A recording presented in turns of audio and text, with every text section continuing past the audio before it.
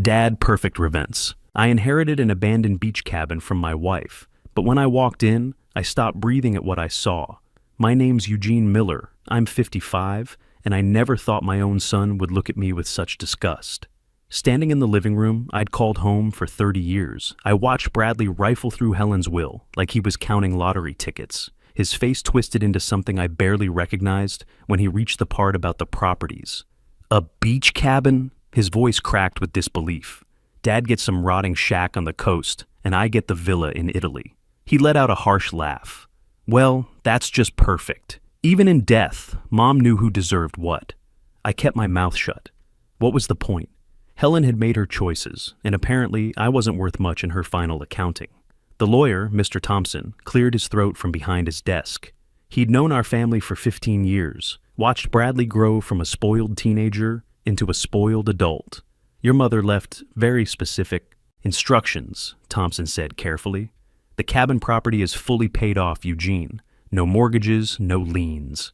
Bradley snorted. Great. Dad can live with the rats and seagulls. He turned to me with cold eyes. Hope you like the smell of low tide. I'm a retired construction engineer. I've built bridges, managed million-dollar projects, solved problems most people can't even understand. But watching my son dismiss me like garbage, that hit harder than any structural failure I'd ever faced. Thompson slid keys across the desk. The cabin is at 127 Driftwood Lane, Clearwater Beach. It's been unoccupied for some time. Unoccupied? Bradley laughed. That's a nice way of saying abandoned. I pocketed the keys without looking at them. The metal felt cold. How long has it been empty? Thompson hesitated. I'm not entirely sure. Mrs. Miller was very private about that property. Bradley was already gathering his paperwork. Well, this has been fun, but I have a flight to catch. The villa needs appraising. He paused at the door. You should probably pack your things, Dad. I'm putting the house on the market next week. The words hit like a sledgehammer. This is my house too, Bradley. Not anymore. His smile was razor sharp. Mom left it to me along with everything else that matters. You've got 48 hours. That night, I sat surrounded by boxes. Bradley hadn't wasted time hiring movers. They'd take everything Helen had cared about. The good china, antique furniture, even family photos.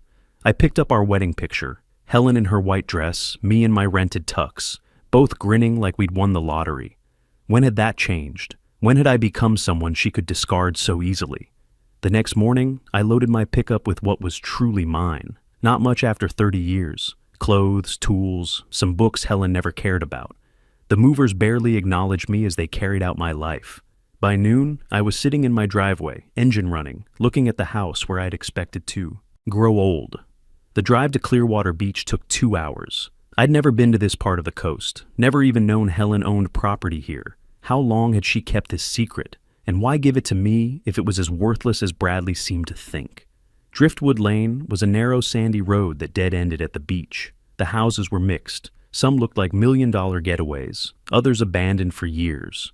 Number 127 was definitely in the second category. I parked in what might have been a driveway once. Now it was sand and weeds. The cabin looked like it had been fighting a losing battle against salt air for decades. Blue paint faded and peeling, front porch sagging, several windows boarded up. But as I sat there, something nagged at me. Helen had been many things, cold, distant, sometimes cruel in her quiet way. But she wasn't stupid. She'd managed our finances carefully, never made decisions without considering all angles. Why hold on to a worthless property for years? So, grabbed my toolbox and walked to the front door. The key Thompson gave me was old and tarnished, but it turned smoothly. Too smoothly for a door that hadn't been opened in years. The door swung open with barely a creak. That's when I realized this wasn't going to be what I expected at all. The first thing that hit me wasn't the smell of decay I'd expected. It was lavender, faint but definitely there, like someone had been burning scented candles recently. The inside was nothing like the outside suggested. Yes, the furniture was old, but it was clean, dust-free. A soft blue throw blanket draped over a faded couch. Fresh flowers in a mason jar on the coffee table. Someone had been living here. I set my toolbox down carefully. The hardwood floors creaked, but were swept clean. Through the small kitchen, I could see dishes in the drying rack.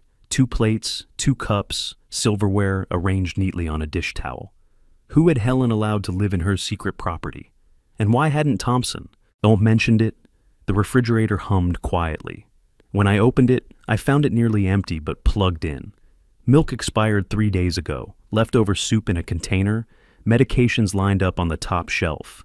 Medications with a name I didn't recognize. Carol Martinez. Prescriptions dated last week, this address listed as primary residence. The living room had more clues. Mail stacked on the side table, mostly bills and medical correspondence, all addressed to Carol Martinez at 127 Driftwood Lane. But mixed in were envelopes addressed to Helen Miller, same address. My hands shook picking up one of Helen's letters, from her oncologist, dated 2 months before she died. An appointment confirmation for a consultation she'd never told me about. Helen had been coming here regularly. A photo album sat on the coffee table. I opened it with trembling fingers. The first page stopped my heart. Helen was smiling, really smiling, in a way I hadn't seen in years. She was sitting on the beach outside, this cabin, her arm around a young woman with dark hair and kind eyes. They looked comfortable together, happy.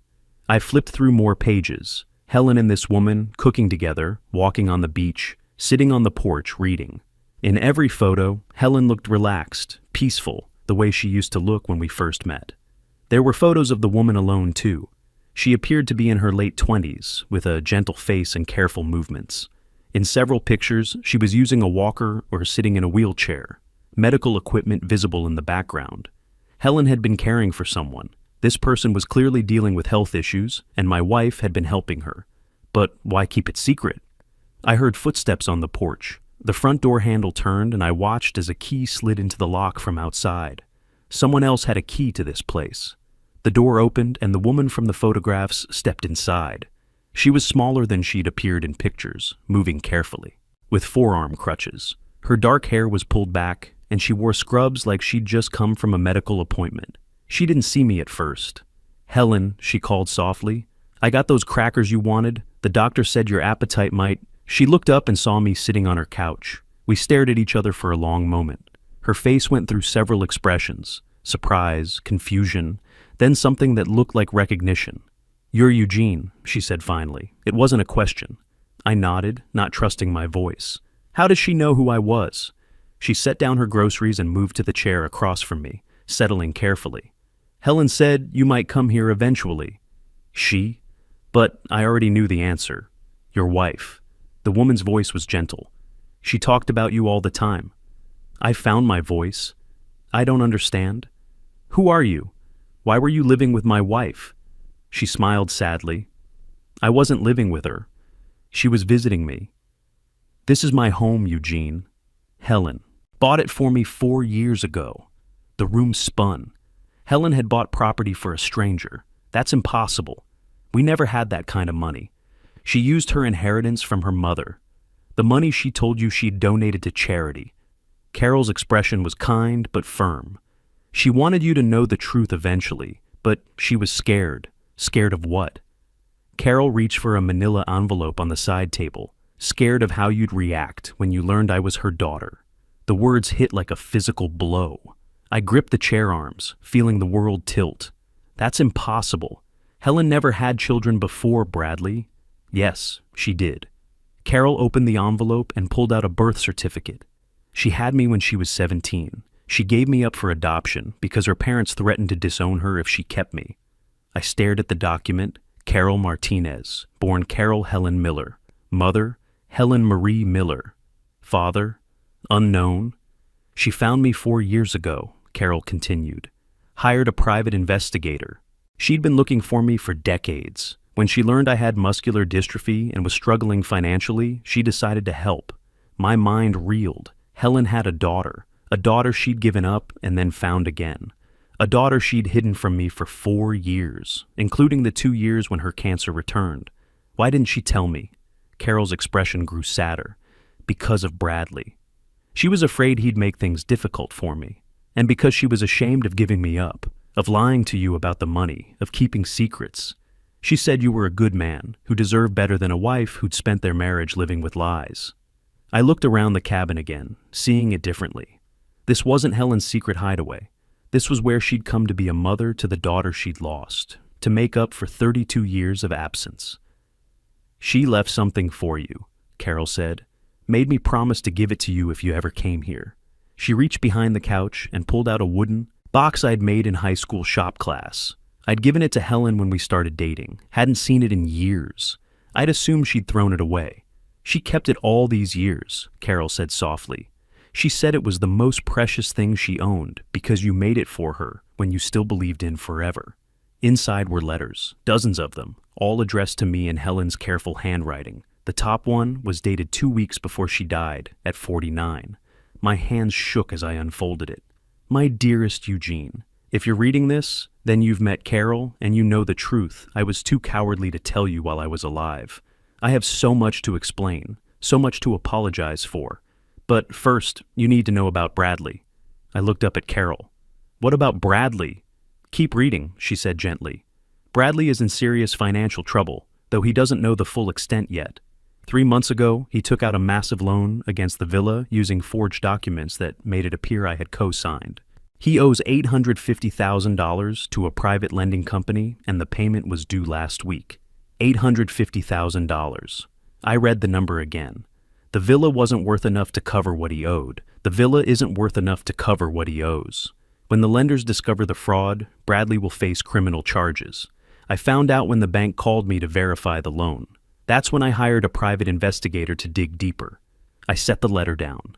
Bradley had committed fraud. My son was a criminal, and Helen had known before she died. Carol cleared her throat. "There's more about the medical treatments." I picked up the letter again. "I've been coming to the cabin not just to spend time with Carol, but because I've been receiving experimental cancer treatment at the medical center here. The cancer came back 2 years ago, more aggressive than before. I didn't tell you because I couldn't bear to watch you go through that pain again." Tears filled my eyes. Helen had been fighting cancer alone. While I thought she was getting better, she was dying and facing it by herself. "She didn't want you to see her suffer," Carol said quietly. "She said you'd been through enough the first time." I remembered those days from her first bout with cancer 15 years earlier. The chemotherapy, watching her lose her hair, holding her while she cried. It had been the hardest thing we'd ever faced, but we'd faced it together. She should have told me. She wanted to. Every day she wanted to. But Bradley kept demanding more of her attention, and she was so tired. I continued reading. Carol has muscular dystrophy that requires constant medical care. Her insurance doesn't cover everything, and she can't work full-time. I've been helping with her medical expenses and arranged for her to receive a significant inheritance when I die. While Bradley was stealing from us, Helen was using our money to care for the daughter she'd never stopped loving. Eugene, I need you to know that every penny I spent on Carol came from my mother's inheritance, money that was mine to use. I never touched our joint accounts or your retirement savings, but Bradley has. My hands clenched. How much? Carol reached for another folder. $70,000 from your retirement account, $27,000 from your savings, small amounts each time, probably hoping you wouldn't notice. $97,000, money I'd saved for decades, money I'd planned to live on when I could no longer work. Bradley had stolen it all while looking me in the eye. I pulled out bank statements with shaking hands, transaction after transaction, all with my signature, but not my handwriting. Bradley had been practicing my signature for months. The villa he'd inherited wasn't just mortgaged. It was mortgaged to pay gambling debts. The private lending company he owed money to wasn't the kind that accepted payment plans. They were the kind that broke kneecaps. I found another letter, shorter. Eugene, I know this is overwhelming, but you need to understand something. Important. The cabin isn't the worthless property Bradley thinks it is. The entire coastal area is being rezoned for commercial development. The state is buying out all property owners to build a new marine research facility. Carol's cabin is worth approximately $1.4 million, and the sale is scheduled to close next month. $1.4 million. I read it again to make sure I wasn't seeing things. Carol nodded when she saw my expression. Helen arranged it so I would get $900,000, enough to secure my medical care for life. The remaining $500,000 goes to you. Why didn't she just tell me? Because she wanted to make sure Bradley couldn't manipulate you into giving him the money. She knew that if you found out while she was alive, You'd feel obligated to save him from his debts. This way, the money is protected. As if summoned by our conversation, my phone rang. Bradley's name on the screen. Carol nodded encouragingly. Answer it, but don't tell him anything yet. Helen wanted you to see how he reacts when he thinks you have nothing. I swiped to answer. Hello, Bradley. Dad, thank God. His voice was strained, panicked. I need to talk to you. There's been a mistake with the villa, some kind of paperwork issue. What kind of mistake? Some company called Apex Financial is claiming I owe them money I never borrowed. They're saying I signed some contract, but I never signed anything. Someone must have forged my signature. The irony wasn't lost on me. Bradley, who'd spent months forging my signature, was now claiming someone had forged his. That's a lot of money you're talking about. $850,000. Dad, they're threatening to take the villa, and without that, his voice broke. These people, they're talking about more than just taking property. What kind of people? The kind that don't forgive debts. Dad, I'm scared. These people are going to kill me if I don't pay them. Despite everything, I felt a flicker of sympathy. He was terrified, and he was still the boy I'd raised. But Helen's letters had prepared me for this moment. Come to the cabin tonight, come alone, and be prepared to tell the truth about everything. If you do that, there might be a way to help you. Dad, thank you. Thank God. Don't thank me yet. Just come here. And Bradley, bring the original loan documents. All of them. I hung up and turned to Carol. Think he'll actually come? Oh, he'll come. And when he does, he's going to learn just how much his mother really knew about him. Bradley arrived just after sunset, his BMW looking completely out of place on the sandy road. I watched from the kitchen window as he sat in his car for several minutes, probably trying to gather courage. Carol had retreated to her bedroom to give us privacy, but I knew she was listening. When Bradley finally knocked, I let him wait. Helen's final letter had been specific about this moment. Let him stew. Let him realize he's completely dependent on your mercy. I opened the door to find my son looking like he hadn't slept in days. His usually perfect hair was disheveled, expensive shirt wrinkled, dark circles under his eyes. Dad. He stepped inside, looking around with barely concealed disgust. This place is smaller than I expected. He noticed the photo album on the coffee table, still open to pictures of Helen and Carol. Who's that woman with Mom? Someone your mother cared about very much. Sit down, Bradley. We have a lot to talk about. He took the chair across from me, clutching a manila folder against his chest like armor. Dad, I brought the loan documents like you asked, but I want you to know I had nothing to do with whatever Mom signed. I opened Helen's wooden box and pulled out the investigator's report. Let's start with something simpler. My retirement account. Can you explain these withdrawals? I slid the bank statements across the table. Bradley's face went white, recognizing his own forged signatures. I can explain that. I borrowed some money. I was going to pay it back. $97,000? You were going to pay back $97,000 that you stole using forged signatures. His face flushed. You would never have given it to me if I'd asked. You're absolutely right, because I knew you'd gamble it away. He stopped himself, realizing he'd just confirmed what I already knew. How did I know about your gambling problem? Your mother hired a very thorough investigator. I pulled out photos of him at various casinos. Would you like to see the photos from last month when you were supposed to be planning her funeral? Bradley slumped forward. Dad, I'm sick. Gambling addiction is a real disease. I know it is. But using it as an excuse to steal from your family isn't treatment. He looked up with tears in his eyes. For a moment, I felt the old paternal protectiveness. But Helen's letters had prepared me for this too. Tell me about the villa loan, I said. Bradley opened his folder. It's all a misunderstanding. Someone forged Mom's signature on co-signer documents. I pulled out investigator photos, clear images of Bradley at a Miami bank signing documents, presenting ID for both himself and Helen. This is you at First National Bank 3 months ago. The bank teller remembers you. You told her your mother was too ill to travel, but had given you power of attorney. Bradley stared at the images, mouth opening and closing. Bradley, stop lying. Your mother is dead. I'm the only family you have left who might help you, and you're still lying to me. Something in my tone got through because his shoulders sagged.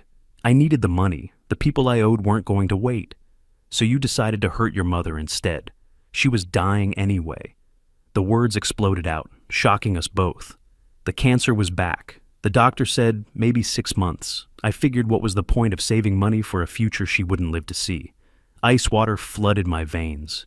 You knew about the cancer. Of course I knew. I saw the medical bills. And I used that knowledge to justify stealing from her.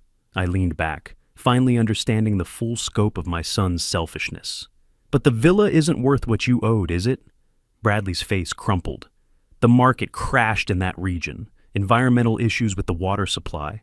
The property is barely worth $400,000 now. So you're short about $450,000, plus interest. What's your plan?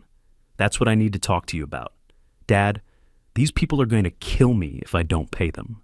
So, you want me to pay them instead? I want us to work together, pool our resources. I almost laughed. Bradley, your mother left instructions for exactly this situation. What instructions? I reached into the wooden box for Helen's final letter. Would you like me to read it out loud? He nodded, face pale. My dearest Eugene, by the time you read this, Bradley will be desperate. The loan will be overdue. The villa will be worthless. And he'll come to you begging for help. He'll cry. He'll promise to change. Don't believe him. Bradley jerked. Like I'd slapped him. Your mother continues. Bradley has been stealing from us for over 2 years. Not just recent thefts, but smaller amounts going back to when his gambling problem started. He's taken approximately $130,000 total. I pulled out more bank records. $137,426. She was off by about $7,000. Bradley stared at the records, breathing shallow. But here's the part that really hurt her. I continued reading. Bradley told me last month he wished I would hurry up and die so he could inherit everything. He said caring for a sick old woman was becoming inconvenient. I never said that. You said it in the hospital parking lot after her chemotherapy appointment. She heard every word. The room fell silent except for waves outside and Bradley's ragged breathing. Your mother spent her final weeks making sure you couldn't destroy what was left of our family, and she made provisions for what happens next. What kind of provisions? I called out. Carol, could you join us, please? The bedroom door opened and Carol emerged with her crutches. Bradley watched with growing confusion. Bradley, I said, meet your sister. The shock on his face was complete. That's impossible. Mom never had another child. Carol settled into the chair beside me. Yes, she did.